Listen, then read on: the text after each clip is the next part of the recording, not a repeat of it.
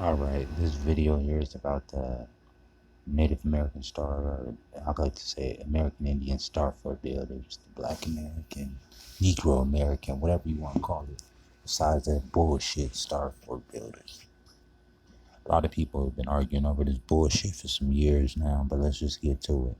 You got your Timucuans, you got your Saboni, your, well, it's Arawak, different people coming off those islands, and different people of southern Florida and Georgia, South Carolina, Louisiana, on over all the Yucatan basically had this building technique they called adobe, and fort building techniques they did where you see the walls are built up on the sides of those mounds. They use sticks and then they cover them with a mud or a fortress type. Let's get into it.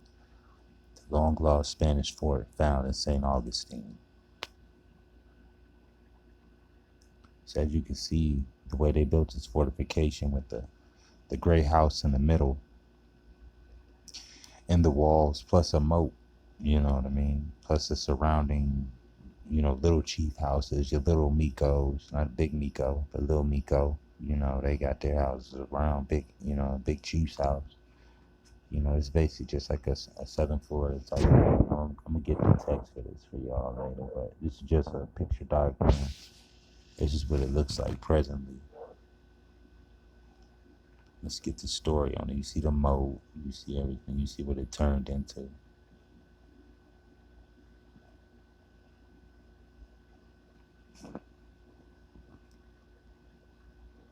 Okay, so some Uyghurs use pickaxes and crowbars to hack down the shell rock of the ground. Others gather oyster shells. For many Indian shells, middens in the area, the shells were burned into lime. When mixed with the sand and water, the lime became a mortar used as cement to separate Kohikia blocks together.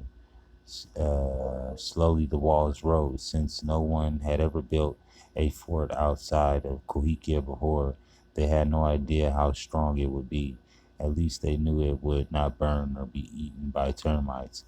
But now long would the fort made out of seashells hold under a cannon fire? No one knew, so they built the walls 12 feet thick and the walls facing the harbor 19 feet thick. Given its light and prosperous nature, Cahokia would seem to be a poor choice of building material for a fort. However, the Spanish had few other options, the Spanish and the Indians. It was the Seminoles. It was the only stone available on the northwest coast of Florida. However, Cahokia prosperity turned out to have an unexpected benefit because of the conglomerate mixture. Cahokia contained millions of microscopic air pockets, making it compressible. In August 1695, Castillo San Marcos, including curtains, walls, Bostonians' living quarters, a moat, ravine, and seawalls were completed. Only 7 years after the new fort was finished, James Monroe and his British forces from South Carolina attacked St. Augustine in 1702. Moore captured the town and set his cannon up among the houses to fire at the fortress. For 50 days, the British besieged the fort, and a strange thing happened. Instead of shattering, the Cahokia stone absorbed the shock of the hit, and the cannonball just bounced off or stuck into the wall a few inches. The shell rock worked. A cannonball fired at a more solid material such as granite or brick would shatter the wall into flying shards. The cannonball fired at the wall. Castillo burrowed their way into the rock and stuck there. Some of the BBs would be fired into styrofoam so thick the Cahokia wall absorbed the deflected projectiles rather than yielding to them, and surprisingly long-lived fortress. However, the event took place around the 1600s and made the Spanish realize at this time to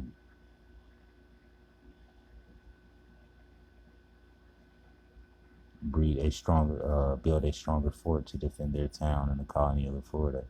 The first event, 1668, was the pirate robbery sailors attacked on St. Augustine, unlike Sir Francis Drake, who had attacked and burned St. Augustine to the ground hundreds of years earlier. Sealers did not burn the town to destroy the wooden fort. However, the Spanish feared he might return with more men to turn into a pirate camp and attack Spanish treasure ships. They needed more protection. The second event was found in South Carolina. The English in 1670, and the English had settled in Jamestown 42 years after the Spanish founded St. Augustine, followed by the Pilgrim settlement at Plymouth in Massachusetts in 1620. But these colonies were too far away to be a threat.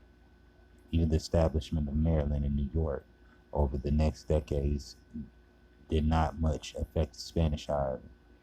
The change of 1670 to establishment of South Carolina, the English now much too close for comfort, and the Spanish crown sent money to St. Augustine to build the stone fortress. In 15th century, our major architectural variations to the Bostonian system, named the project the diamond or an angle-shaped formation, added onto the walls, was the most commonly and effectively used skilled workmen and masons recruited in Cuba, Indians. These men gathered and forced and worked to Cuba's convicts as well as the nearby Timucua, Guale, and Apalachee Indians to build the fort. On October 2nd, 1672, the ground of the Cahokia, the ground was broken to build the fortress, and the work began. Instead of wood, this new fort was built out of Cahokia, a kind of stone that had been found near the coast of Anastasia Island. The limestone cut over thousands of years from the shell that is tiny Cahokia called cement, together through the time the nature into a solid or soft stone.